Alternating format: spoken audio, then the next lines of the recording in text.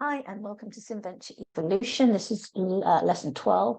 And today we're going to talk about finance because it's a key consideration, obviously, if you're running a company. So, have a summary of what we covered last time. We looked at the production process. We also looked at the United Nations sustainability goals, of which you need to write about as well. And every single week, we're looking at the Federation of Business and Ability Skills week by week, and it fits in your journal.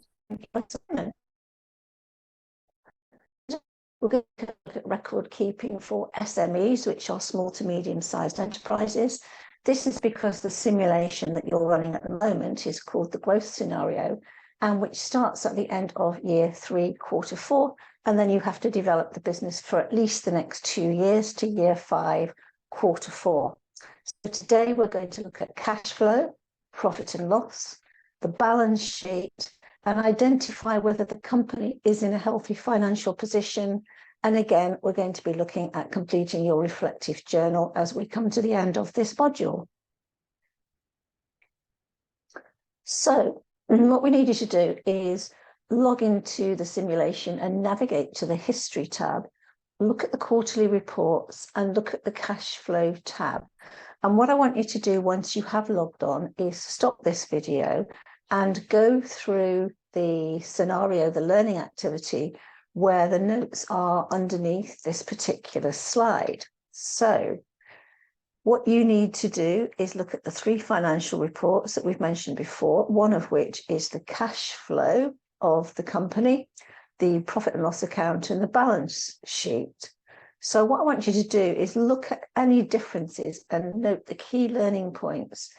If there are some areas of the cash flow statement on which you're unclear and you're not a finance student, it's suggested that you review a textbook or an online resource aimed at finance for non-finance managers. And you will find details of the 3 key financial reports in the first few chapters. So consider how the cash flow statement relates to the profit and loss account and the balance sheet. So your task is to open the growth scenario in SimVenture, study the scenario briefing, and examine a balance sheet by accessing history, quarterly reports, cash flow. What is the objective of the cash flow statement? Look at how the report is constructed and list the key items that you think would continue and contribute to each of the headings. Consider some key methods by which the decisions of the business management team could influence each of these items. And for more information in the slide notes, there is a link to the corporatefinanceinstitute.com where you will find further resources. So at this point, I'd like you to stop the video and go off and do that task. So what we have to look at in terms of cash flow, if you don't have much in the way of cash flow, it's kind of an indicator of your company's health and well-being, and obviously a negative cash flow at some point in the year or over a period of years isn't great to have to be in a negative cash flow.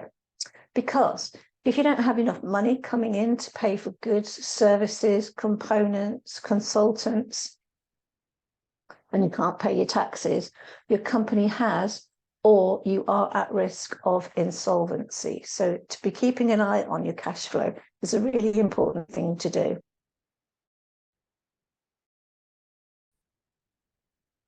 So let's look at why cash flow is important. Think of your own bank balance or your credit card, and cash flow is the term used for money coming in and going out of your company, aka your business bank account. Not having sufficient cash is one of the most significant factors in companies' failings, even when they're trading effectively. Having ready access to cash means you can pay bills as and when they are due. So when you're likely to experience cash flow problems, you might experience that as a student of this module, for example, and looking at how much cash you coming into your bank account and how much you have to pay up. So when you start your company, there may be a lot of overheads and possibly not a lot of money coming in because it takes a while for sales to get ramped up. You might need to invest in equipment, materials, training, premises, or advertising and marketing. So keeping a reserve of cash may reduce risks as you get started. Then as the business grows, which is the state that your company is in at the moment, even successful businesses can experience cash flow difficulties as they grow. If you're planning on expanding your business, make sure you have the funds available for unexpected as well as regular expenses. So looking at how to manage your cash flow, a key factor in managing your cash flow is to make sure that you are paid for goods and services on time. So you need to keep an eye on the people who owe you money. Many businesses operate payment terms ranging from 30 to 90 days before invoices are paid. That's absolutely fine, but you probably need to go into the simulation and look at the amount of people that owe you money. Could you make some effort to get that money coming back into the business? And delays in getting paid are often the reason for cash flow difficulties.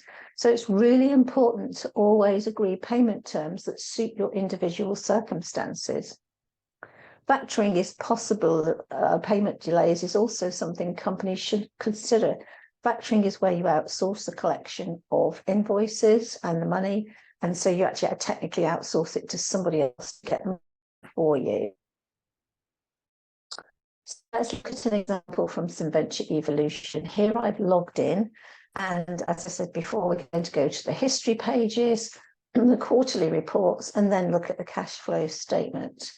In here, we're looking at the example for SimVenture Evolution for one of the companies, and we can see that the cash in is quite significant. The cash out is even more. So it's left us with a deficit of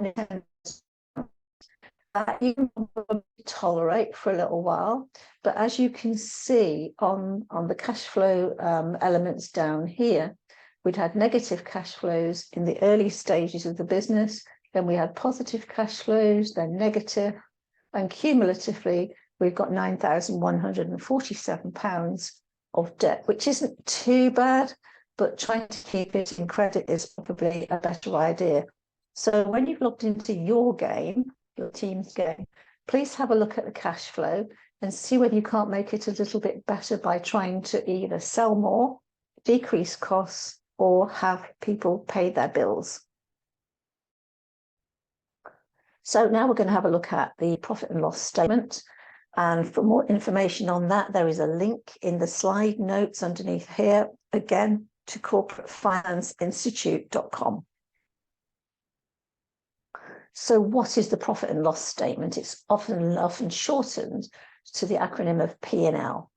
So a profit and loss statement, otherwise known as a P&L or income statement or statement of operations, is a financial report that provides a summary of a company's revenues, expenses, and profits or losses over a given period of time.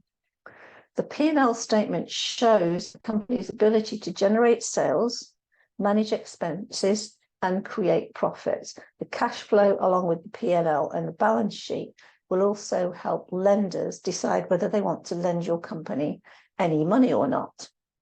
It's prepared based on accounting principles that include revenue recognition, matching and accruals, which makes it different from the cash flow statement.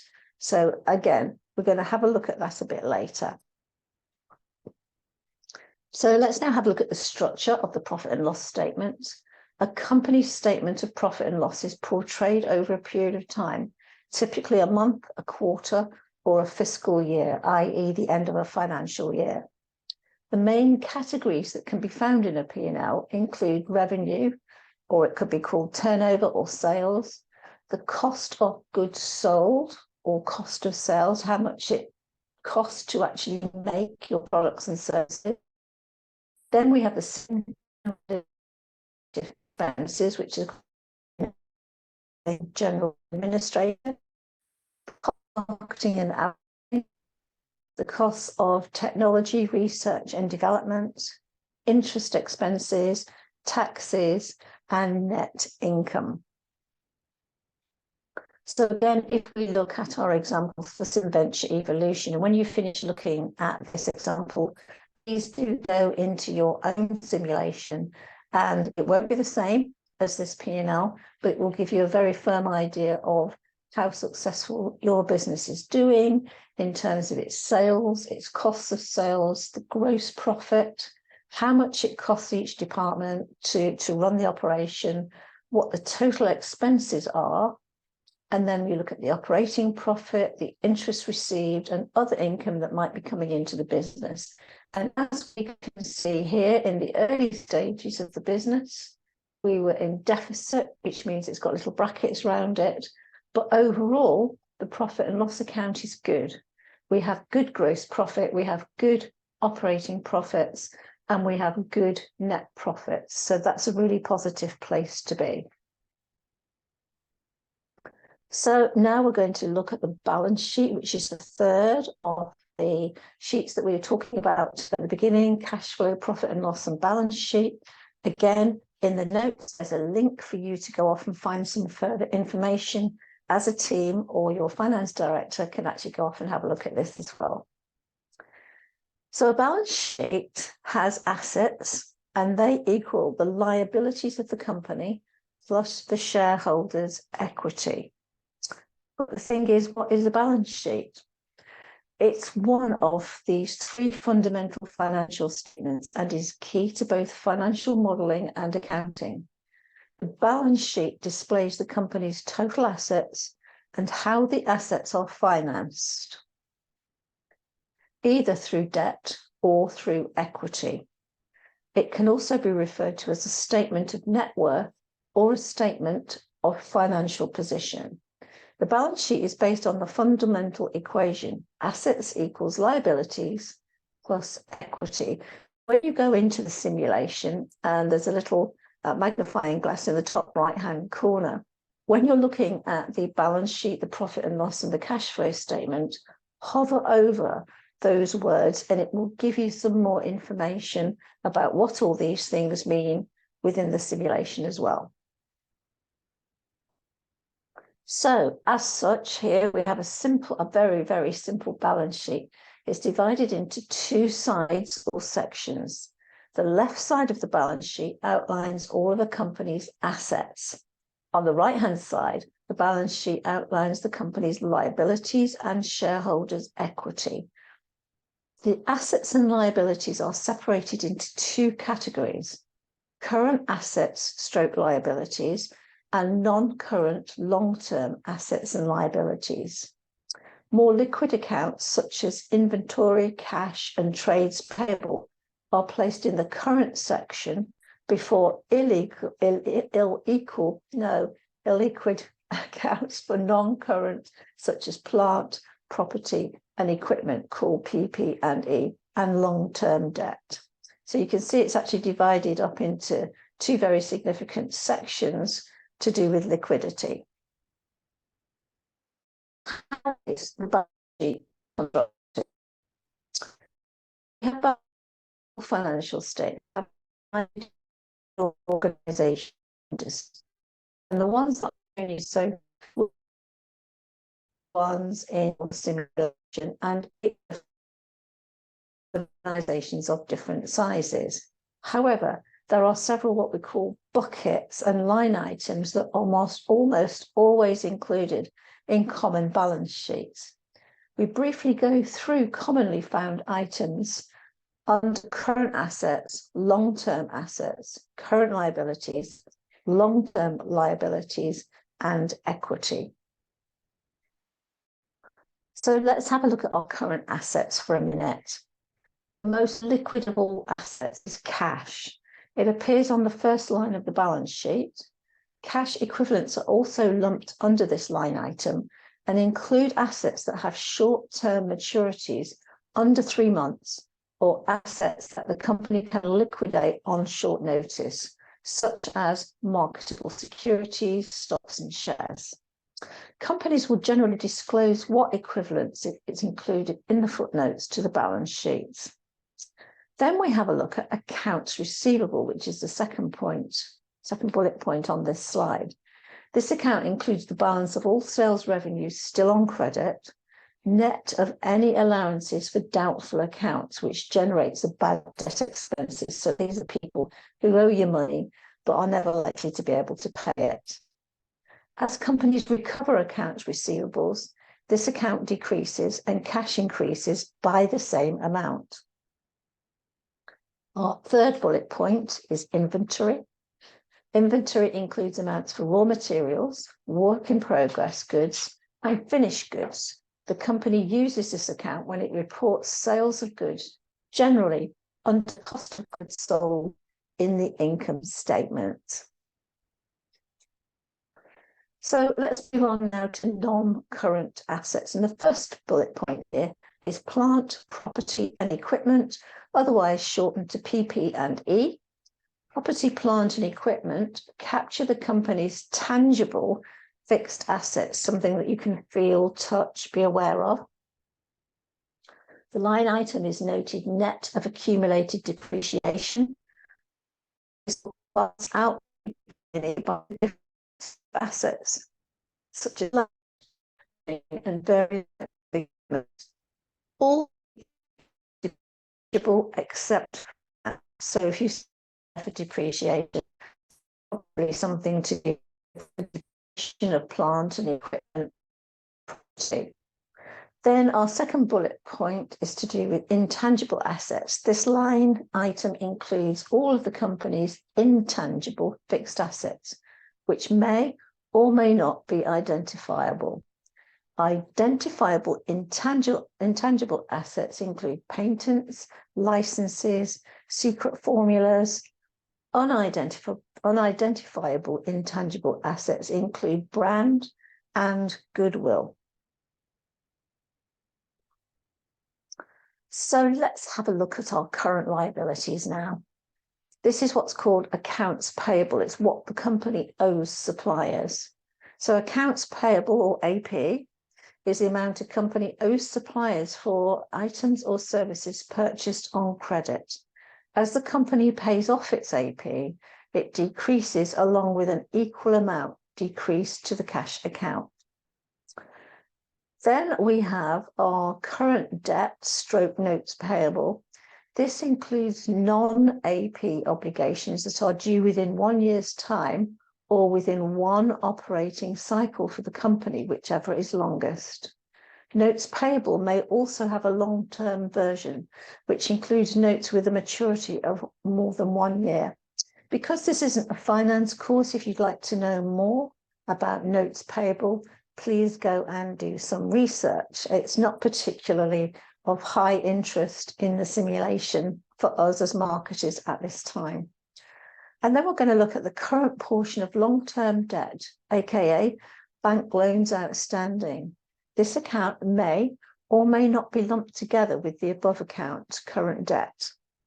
While they may seem similar, the current portion of long-term debt is specifically the portion due within this year of a piece of debt that has a maturity of more than 1 year. For example, if a company takes on a bank loan to be paid off in 5 years, this account will include the portion of that debt due in the next year. And it may well be that within your company that you're running your business on, bicycle manufacturing company, that you may well have bank loans outstanding.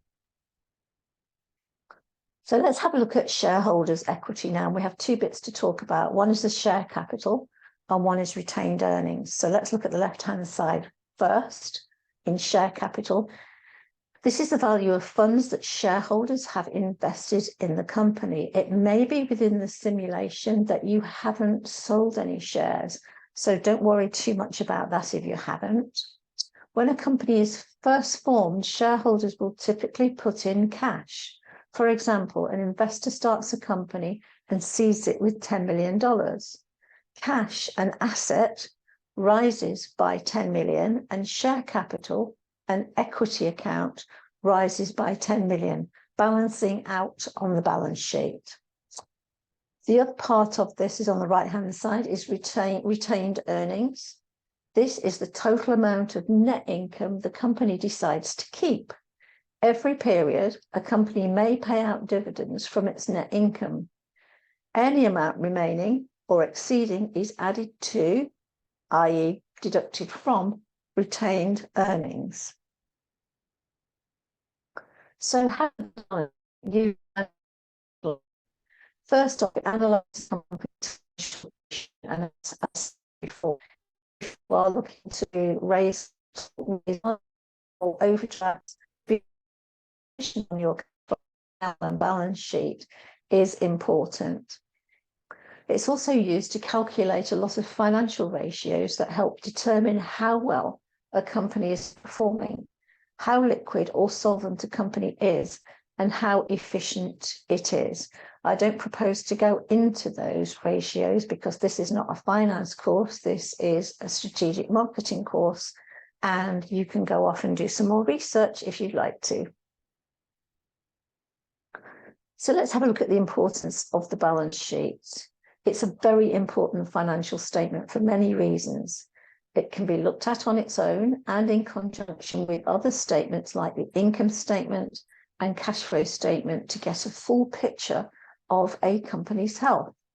And there are 4 important financial performance metrics included. The first one is really important, liquidity. Comparing a company's current assets to its current liabilities provides a picture of liquidity, whether positive or negative. Current assets should be greater than current liabilities, so the company can recover its short-term obligations. The current ratio and quick ratio are examples of liquidity financial metrics. Now, in the notes beneath this slide, there are some links through to these ratios, which you can explore if you'd like to. Secondly, we're going to talk about leverage. Looking at how a company is financed indicates how much leverage it has, which in turn indicates how much financial risk the company is taking. Comparing debt to equity and debt to total capital are common ways of assessing leverage on the balance sheet. And again, in the notes, there is a link to the debt to equity ratio. Third one is efficiency. By using the income statement in conjunction with the balance sheet, it's possible to assess how efficiently a company uses its assets. For example, dividing revenue by the average total cost produces the asset turnover ratio to indicate how efficiently the company turns assets into revenue. Additionally, the working capital cycle shows how well a company manages its cash in the short term. Please go to the notes underneath this slide for the links to those for the efficiency ratios. And finally, we look at the rates of return. The balance sheet can be used to evaluate dividing shareholders' return on equity as net income by on assets, ROA. Dividing net income by results, return capital, that's ROAC. Are used a lot in the world of balance sheets and accountants and financial directors. And as I said earlier, if you're interested, there are links to all those ratios, which you can explore if you're the finance director of your bicycle manufacturing company. So here we have an example of a SimVenture balance sheet. So again, we've gone to the history page, gone to multi-quarter reports, and gone to the balance sheet. And here, everything looks absolutely fine. So we have no reason to suggest that the 3 accounts that we've looked at, cash flow, profit and loss, and balance sheet, are absolutely fine. So on that basis, as we outlined in a previous module and every week, along with the skills outlined by the QAA at the beginning of this programme of studies, we're also going to explore the British Chamber of Commerce's industry's definition of employability skills, because these are the skills that are specifically needed by employers along with the skills identified in the QAA document, which I'm sure you've all read. So this module will help you to become more aware of what employability skills are and how you have developed them. Part of your assessment will then reflect on the development of these skills, and you will be able to see how your skills have developed and perhaps add them to your CV with evidence of how you've developed them. Whilst you might already think that you have these skills, if I asked you to show some evidence for each one, would you be able to do that? If not, then you have some further development to do. As usual, don't forget your journal. You should be keeping it every week. Keep a lesson journal, as you will be needed to include it in your assessment, and it can be used as your own personal document kept in the cloud for easy access. Try not to keep it somewhere where it might get lost, like on a USB stick. So,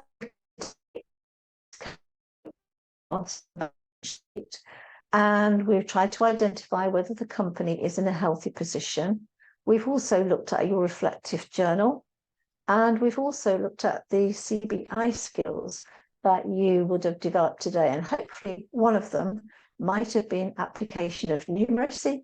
That's the manipulation of numbers, general mathematical awareness, and its application in practical contexts. So that's all for today, and I will look forward to seeing you next time.